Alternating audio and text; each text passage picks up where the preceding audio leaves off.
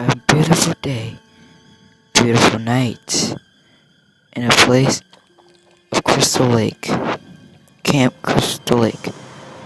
A day of spooky, scary Friday. The ways of Jason dying is still a factor today. We don't know if Jason survives or not. All we know is that he is here to take you out, kill you. Try all your best to kill him.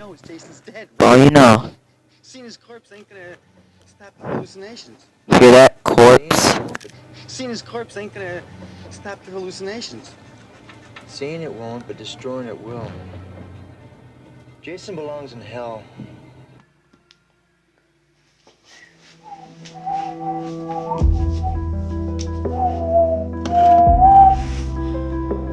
Oh, guys, today's Friday, Sunday, unless it's going to be called the so-called spooky, scary Friday. I'm thinking, because you know the YouTuber Corey Kenshin, he does a spooky, scary Sunday. So I'm like, no, we're not gonna copy him. We're gonna change this Friday, and I think today's Friday the 13th. So we're gonna be doing a spooky, scary Friday. Alright? But hope you guys, some of you guys are probably late. You guys are thinking, oh, we have to wait 2 more days. We gotta wait 2 more days to see Andre make a spooky, scary video, huh? Is that the case? No, that's not the case. You'll see me again and again. You think I'm actually gonna play? Okay, you know what? Look at my apps. Look at all the games I've been playing. This is what you know. Now you know what I've been playing every day. Now y'all know what I play. But now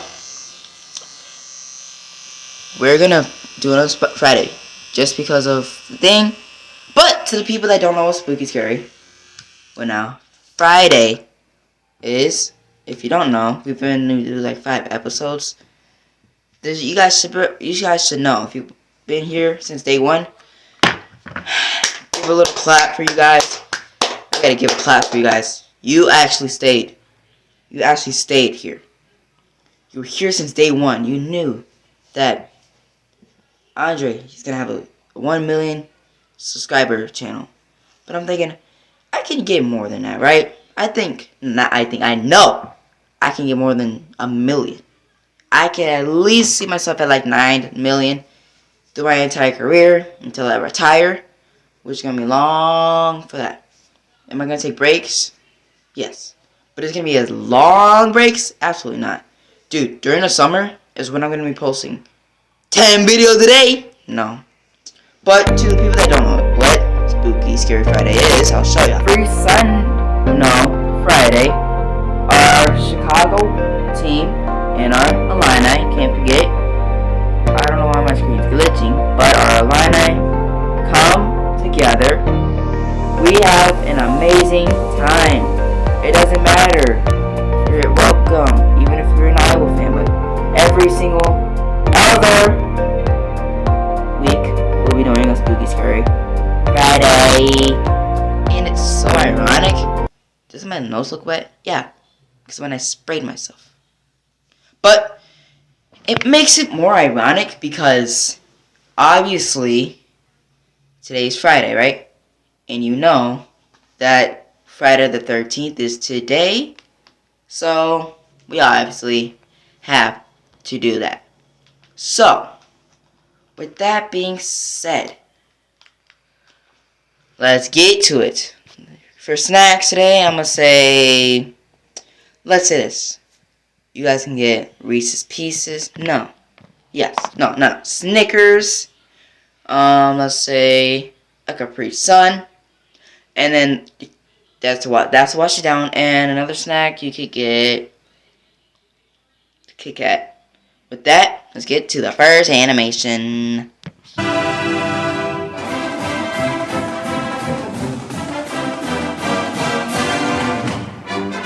So this first one is called Friday the 13th Blood Bill by our boy Sony Fernandez.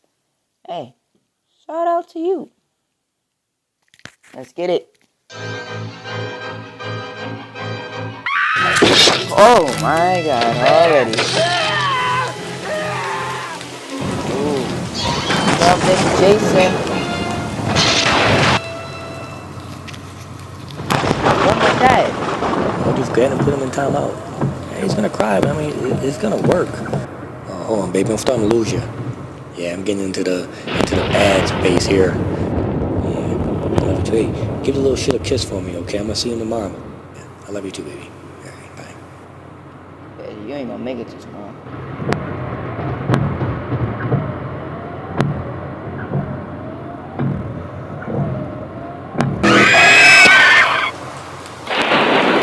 Whoa. Oh, shit. Oh my god. Okay. When you hear the you know you're dead. His hair and his sweater matches perfectly with the Oh my god, you gotta help me! Whoa, calm down, what's going on? We gotta get out of here, it's coming! Who's coming? oh.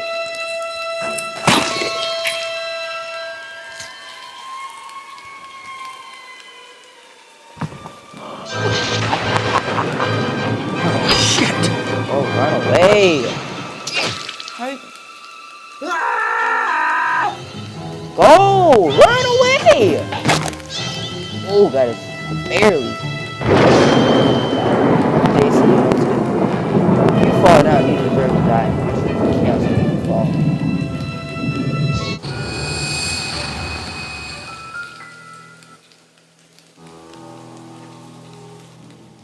Hello? Is anybody here?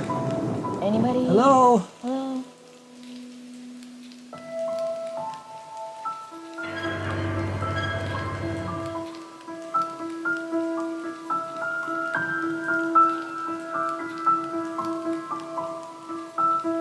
You can use that thing to throw at Jason, but still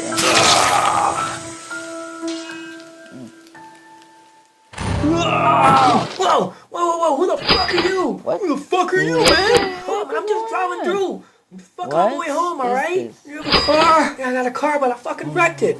Man, we gotta get the fuck out of here, man. Hold on, just calm down, alright? What the fuck is going on? Jason fucking Voorhees, man, that's what's going on. I didn't think he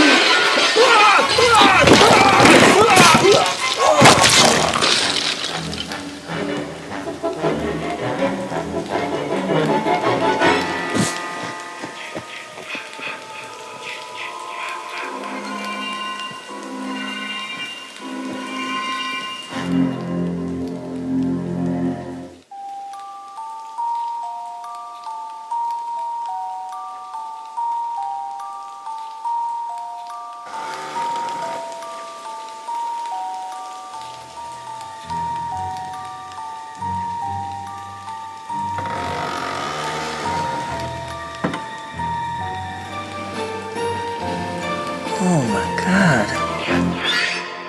Oh. He's right behind you. Isn't he?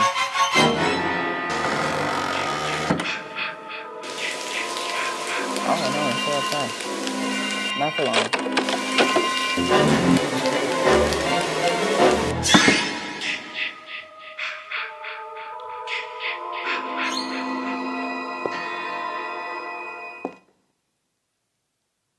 I see you try to hide.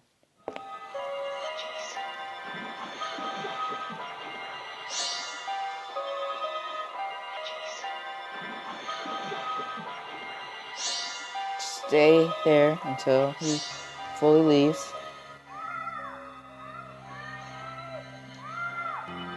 Sweet, innocent Jason. My only child. That's why he wears a mask.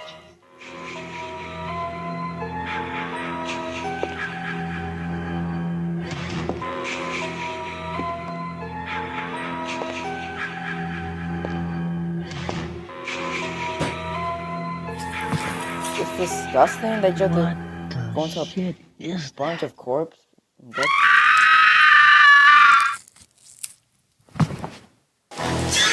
Oh. God damn it. Shut. Get back in there. Hey, you. Yeah, you sick Oh fuck. my god, why'd you do this, bro? This is important to you, isn't it? Hey, you want it? You want it? Here, go get it!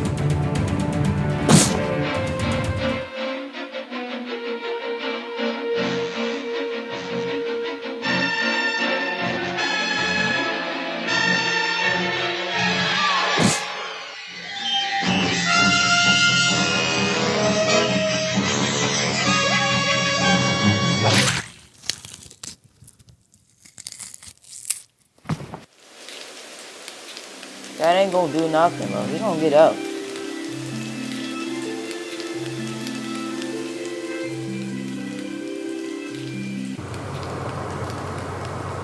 Stop, please, stop. Boy, what the hell are you doing out here in the middle of this rain? I'm sorry, look. I crashed my car and it's just a long story. Look, I just need to ride to town, okay? All right, go ahead and get in, boy. We'll be there.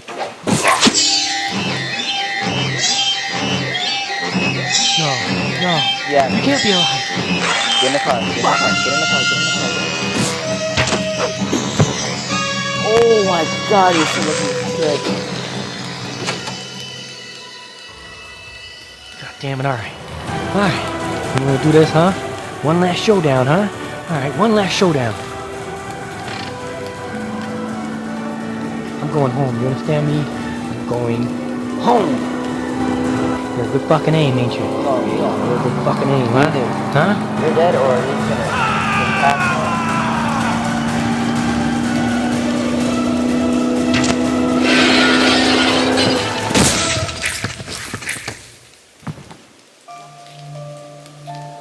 Woo, yeah, fuck you. Yeah, Fuck he you. ain't. I'm going Yeah, home. he ain't. You Yeah, son of a bro. bitch. He I'm ain't going home. bro. Oh, God, this is the craziest fucking night. Stop swearing.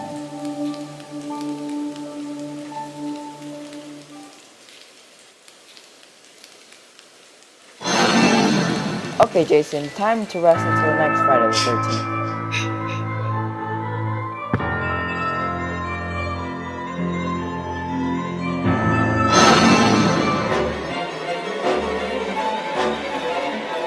This one was actually good, bro.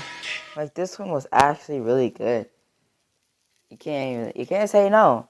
It's really good. It's, how do I say it? You never seen. Well, like, I like the editing on it.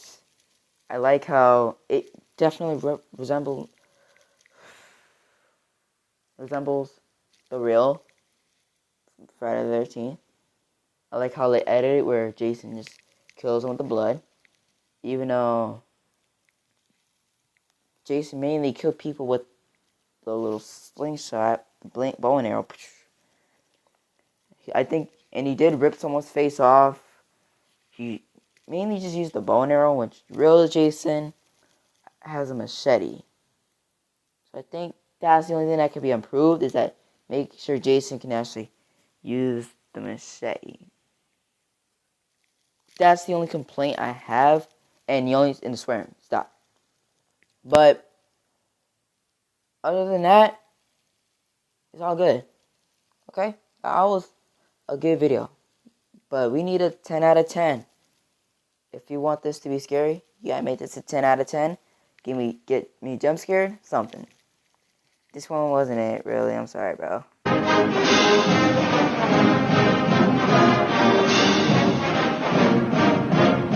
Now, another one. We got I Almost Died at Camp Blood. Never heard that, but I think he means to say Camp Crystal Lake, but we're not going to complain. Let's check this one out. Oh no, if this is actually real, bro, I'm gonna be scared. Narrator. Okay, so this is a narrator,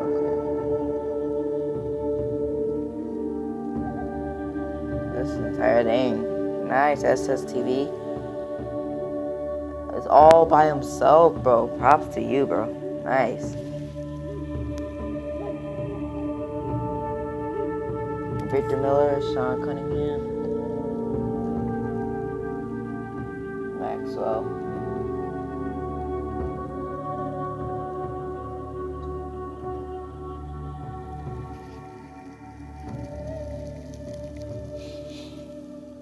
Okay, so now we're doing this again. But from a very young age, I've been obsessed with serial killers and everything that surrounds them. I was picked on at school and called a freak for my true crime fandom. My parents tried being supportive, but even they thought it was very odd. Still, I didn't really care what anyone else thought, which in the long run was a positive part of my personality. Trying to understand the minds of killers such as John Wayne Gacy, Michael Myers, and Fred Krueger is something that I truly found fascinating. How can a human being get to the point where they actually want to end another person's life? As much as I hated the kids that made my life hell in school, I wouldn't want any actual harm to come to them. I can't even imagine thinking such a way.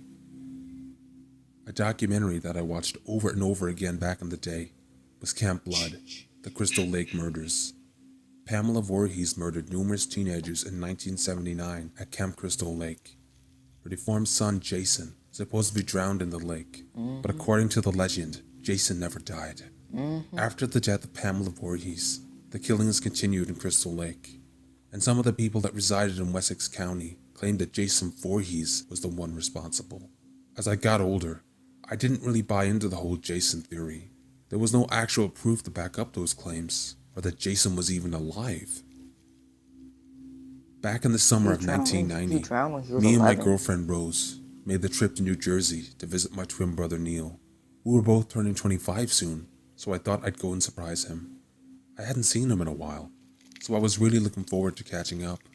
On the way there, I'd be passing Camp Crystal Lake, and there was no way that I was going to pass up the opportunity to see the camp in person. So I told Rose about it, and she loved the idea. Rose was also a big true crime nerd, which is what attracted me to her in the first place. She and I were both excited about seeing the infamous Camp Blood up close and personal. Maybe even more Camp Blood up close and personal.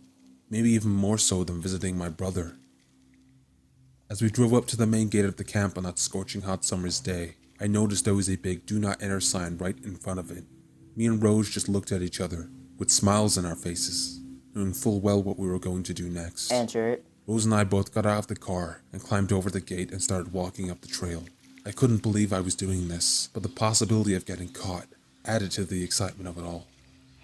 After a few minutes of walking through the forest, which kind of made me feel uneasy, I began to see the iconic lake not too far ahead in the distance. I tapped Rose on the shoulder and pointed in that direction. A rage and excitement started to appear on her face. Then not too long after, I could make out what looked like cabins on my right through the trees. Finally, after years of dreaming of this day, I was finally standing in Crystal Lake. It felt so weird, but so amazing at the same time. When we finally made it to camp, Rose immediately went over to check out the abandoned cabins.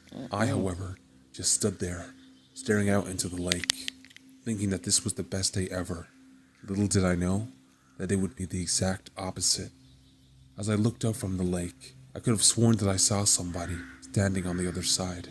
I wasn't 100% sure, Had but to it look definitely out looked of like a there. person from where I was standing. At that very moment, I heard the loud screams of Rose coming from inside the first cabin on the right. I ran over to the cabin and burst through the old wooden door. Rose was stood in the corner, looking absolutely horrified. I asked what was wrong, and she pointed over to the bed. I looked, but couldn't see anything. Then I glanced for a second time and saw a real human finger under the bed. It looked fairly fresh, which likely meant it had only been there for a few days. I grabbed Rose by the arm and asked if she was all right. Rose looked at me with heavy fear in her eyes and said that she didn't want to be here anymore. Just as she said that, a rock came flying through the cabin window. There was now glass everywhere. While Rose stayed crouched in one of the beds, shivering with terror, I stood up and slowly walked over to the window. When I looked out of it, I couldn't see anybody at first. But then I saw him. A man stood exactly where I was standing just a few minutes prior, near the lake. He was noticeably very big in stature, wearing an old green shirt and I think some kind of hockey mask. He was just stood there, staring right at the cabin Rose and I were in. I looked over at Rose and told her that there was someone out there, and he didn't look friendly. When I looked back, the man was gone. At that moment, I wanted to take off running back to my car, but I didn't know where this man was or what he was capable of. So I suggested to Rose that we should stay in the cabin for a little while until it was clear that the man had left. Rose reluctantly agreed. About an hour had went by, and it was almost completely dark outside. Now you can go home. I got up out of my crouched position and went to check if there was any sign of the intimidating man, but there was nothing. Rose looked at me and asked if I thought it was Jason. I rolled my eyes at her and said that it was probably just some weirdo trying to scare people for his own sick pleasure. I put my hand on Rose's shoulder and said we should probably try making our way back to the car now. Just as those words left my mouth, I began to smell something. It smelled like gasoline. Within seconds, the back of the cabin became engulfed with flames. Me and Rose quickly took off running out the cabin door. My adrenaline had taken over. I was running as fast as I could, as was Rose. Halfway to my car, I could hear something behind me. It sounded like someone or something running. So I quickly looked behind me, and what I saw almost gave me a heart attack.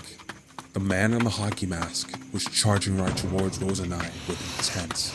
He was holding something in his right hand, but I couldn't quite make out what it was. A knife. Maybe a machete? Get it. I couldn't be certain. I screamed at Rose to run faster and to not look back. She did look back, however, and realized that we were literally running for our lives. We both finally made it to the car, and what a relief it was. I looked back at where we had just run from, but there was no sign of the man. We got in the car, locking the doors behind us. Then I put the key in the ignition and tried to start the car, but it wouldn't cooperate. I tried it a second time, and it still wouldn't start. I took a deep breath and tried a third and final time. The car practically came to life.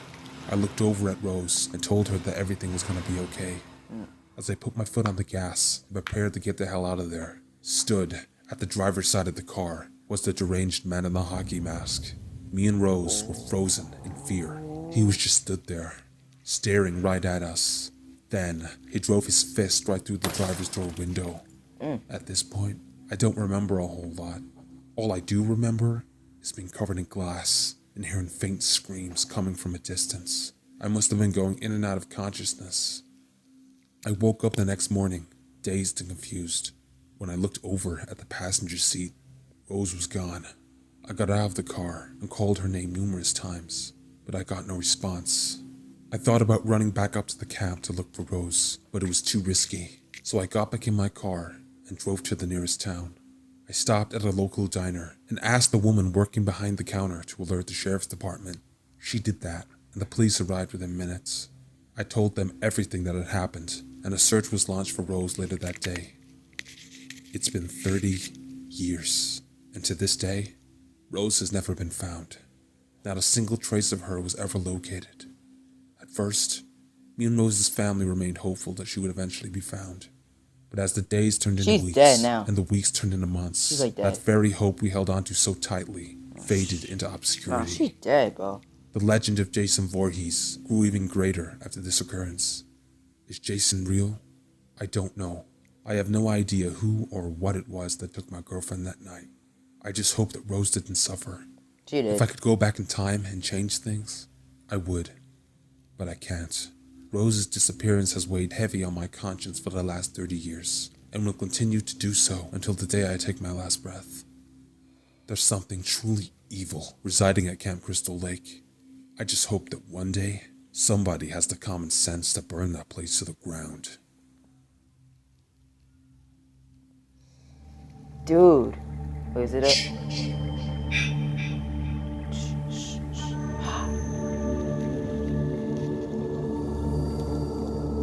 Ooh, okay.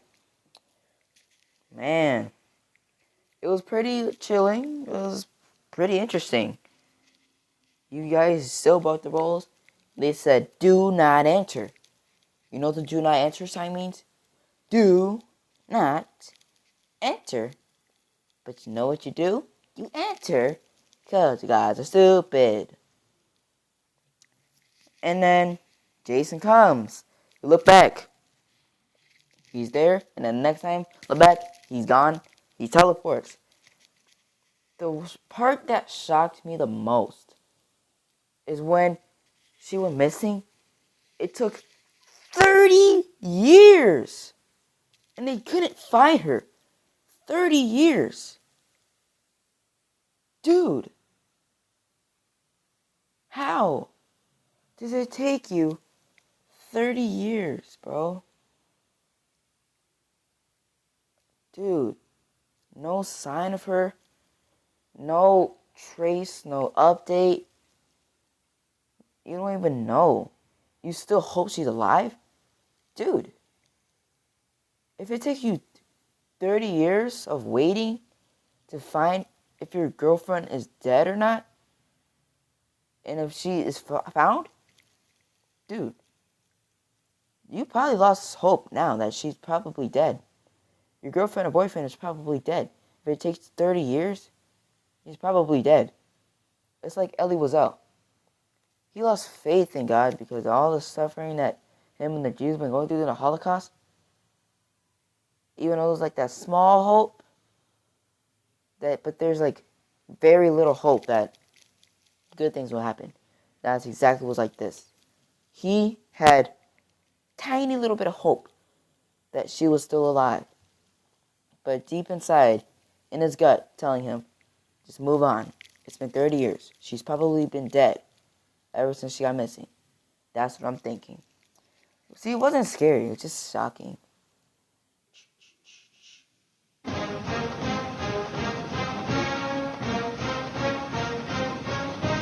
Now, the last one is called A Hockey Mask, a horror film in real life by Asher Ward. I know how to say her last name. Check it out. If this is real life, I'm actually... Okay, well, obviously it's real life, but... If this is animated, then this will be fine. If it's actual real life stuff, then if it's like non-fiction real life, then I'm actually screwed. So earlier I saw this new coat on sale. Okay. Coats? Coats. Really? Is it the best you have? Let's talk about something else, dude. Oh my God, what is that? What is that? Guys, I can't even see there's that. nothing wrong with it. It's just a guy standing there for that. Yeah. Guys, he's gone! My mole. Your acting sucks. I'm joking. Where did he go? Maybe behind that trash can. Oh my God! Ah! What is that? He scared me to death. Nothing. Don't worry, guys.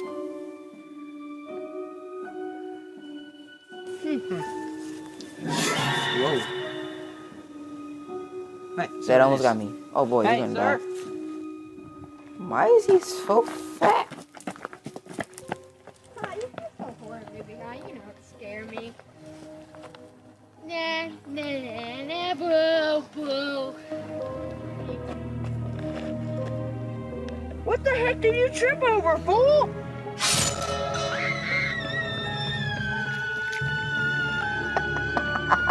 Let's just talk about this dude's acting. Just the way he fell down. Why did he fall like that? Nah, nah, nah, nah, bro, bro. What the heck did you trip over, fool? What did you trip over?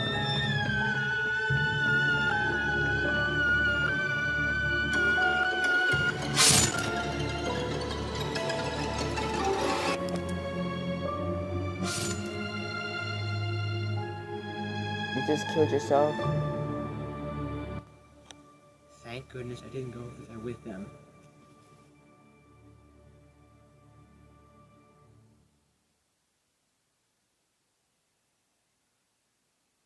Are you serious?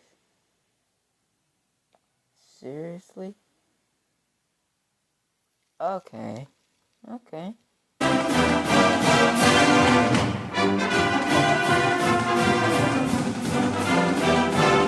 This is actually the last one. That I just realized that last one was just a minute left. Only a minute? Nah. But this one is called The Journey of Jason Voorhees Hockey Mask. Let's check it out. When it comes to iconic slashers, nothing trumps Jason and his hockey mask, but it actually has a longer history than you'd think. Most Friday the 13th fans know that Jason actually got his iconic hockey mask in Friday the 13th Part 3. The need came after Ginny took off his previous mask at the end of Friday the 13th Part 2, and he just went on without it. By the time of Part 3, he went the first half of the film with no mask at all. At the same time, the prankster of this film's crew, Shelley, brought a bunch of masks and gags to prank his friends while they were on vacation. Shelley was wearing his wetsuit and hockey mask when Jason encountered him, and Jason finally found a suitable replacement mask after dispatching of Shelley. Initially, Shelley's friend Vera mistook Jason for Shelley, but the hockey mask would soon become his own trademark. In this film, the mask is fairly clean and white with 3 red chevrons standing out. Throughout the course of the film, the mask gathers more dirt and grime after his scuffles with the protagonist Chris during the climax. The mask took its first bit of damage when Chris hit Jason in the head with an axe. The cut in the mask and the bloodstains would linger on for a few films. The follow-up, Friday the 13th, the final chapter, wastes no time in picking up where we left off with Jason. Thus, we actually have the exact same hockey mask prop as the previous film. They just changed up the blood pattern a little bit. Throughout the course of the film, the mask becomes a lot more weathered and damaged as a result of production. You'll notice this when the red chevrons on the cheeks of the hockey mask suddenly disappear by the climax of the film. Half of the forehead chevron had also peeled off by this point. Additionally, a stunt involving Trish hitting Jason's mask with a hammer caused— No, these are called chevrons. That's so weird. I thought they were just like spikes, something. Don't even think I'm sticking up the middle finger. I'm not. But like, I never knew they were called chevrons. I thought they were just a design on the mask. No, chevrons. Chevrons to represent like the blood or something? I don't know. Involving Trish hitting Jason's mask with a hammer caused the mask to crack from the axe cut down to the eye hole. It's also a lot more warped and deformed and doesn't really sit straight on Jason's face anymore, so this mask probably doesn't have much life left in it, unfortunately. Friday the 13th Part 5, A New Beginning, famously doesn't feature Jason in the flesh, but the copycat killer Roy actually uses a replica of Jason's mask with blue markings. The blogger Jason Lives Since 1980 tracked all production masks as originating from the original Part 3 mask up until Jason Goes to Hell the final Friday. I'll leave a link to the article in the description. When Jason did appear through hallucinations, he dons 2 separate masks. Originally, we see him with a mask that looks very round and now has a large triangle on the forehead instead of the damaged chevron. The roundness comes from the fact that the straps were applied from the inside of the mask instead of outside as before. The second mask, seen up close in the hospital scene, is the exact same mask as the previous 2 films, once again with a different blood pattern. This time around, the snaps on the mask have been changed to screws after the mask was cast for replicas. Fans reason that the use of 2 masks was deliberate by director Danny Steinman to keep the audiences guessing as to if Jason was truly dead or not. Friday the 13th, Part 6, Jason Lives, reveals that Tommy Jarvis kept Jason's original hockey mask after killing him in the final chapter. The mask looks visually similar to the first mask of A New Beginning, with a solid triangle on the forehead, and it's also noticeably rounder due to being cast in a heavy... That's literally my cat's paw. I'm not even joking, that's my cat's paw. Oh no, the black thing. Dang it, I missed the shot. Come on. That's mystery. Let's say hi to her real quick. Jason, you're out of the way, bro. First time we're taking a little intermission. Say hi to Mystery. Look at the little kid.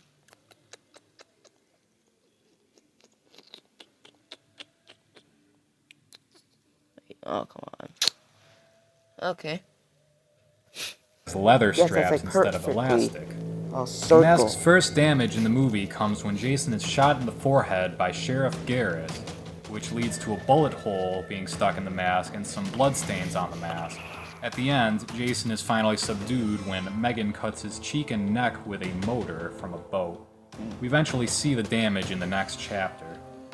In Friday the 13th, Part 7, The New Blood, Jason's mask is now more rotted and dirty after spending a significant amount of time at the bottom of Crystal Lake. The lower left cheek section has now been cut out from the motor damage. Dirty teeth. This mask also ignores the bullet damage from Jason Lives. Jason's original mask from Shelley is finally destroyed later on in the film, when the film's hero, Tina, uses her telekinesis to tighten the straps of Jason's mask until it cracks in two pieces. Jason goes the rest of the film without a mask, and emergency crews pick up the mask at the end. Friday the 13th, Part 8, Jason Takes Manhattan opens with Jim, a new prankster, scaring his girlfriend with a replica Jason mask. Jason comes alive and picks up his discarded mask, and gets back to doing what he does best. Kill. This mask is a more rotten color with a new chevron pattern and new straps.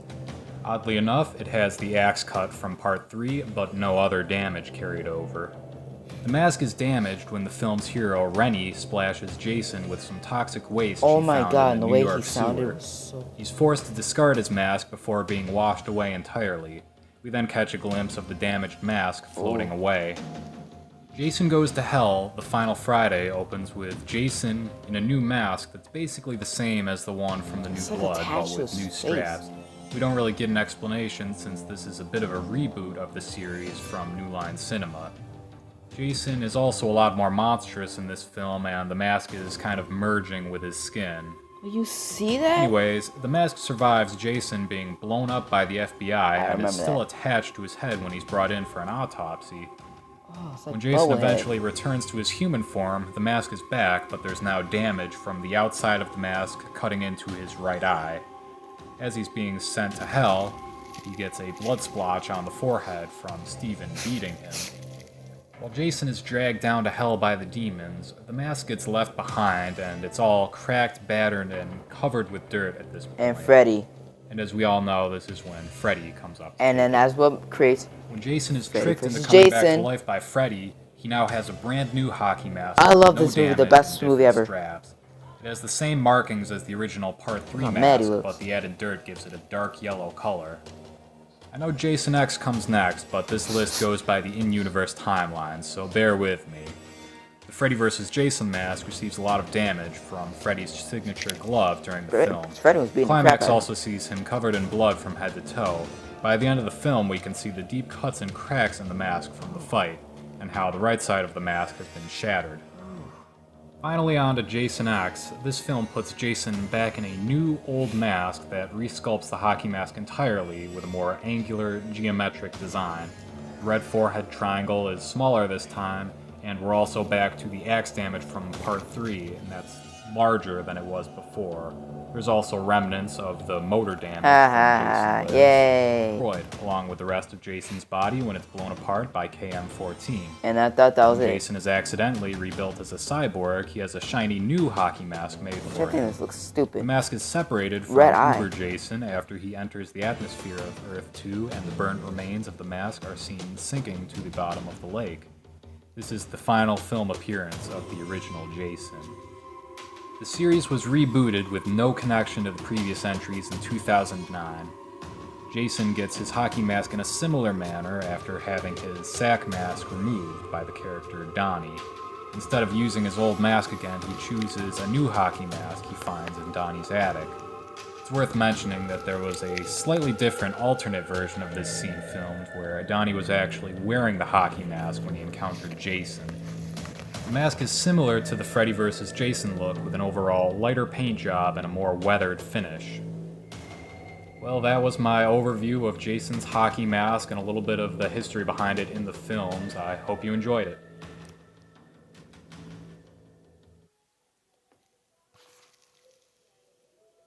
Okay, that is it for our Spooky Scary Friday. Hope you guys enjoyed it.